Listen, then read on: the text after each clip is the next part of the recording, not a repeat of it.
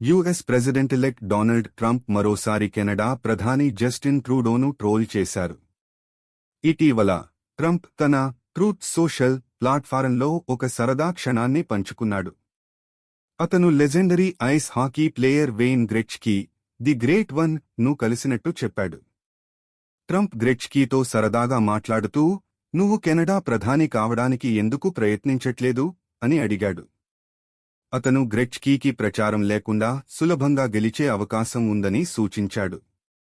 అయితే గ్రెచ్కీ ఈ ఐడియాకు ఎలాంటి ఆసక్తిని చూపలేదు. ట్రంప్ గ్రెచ్కీ మరియు అతని కుటుంబాన్ని మరేలాగో ఎస్టేట్లో కలిసినట్టు చెప్పాడు.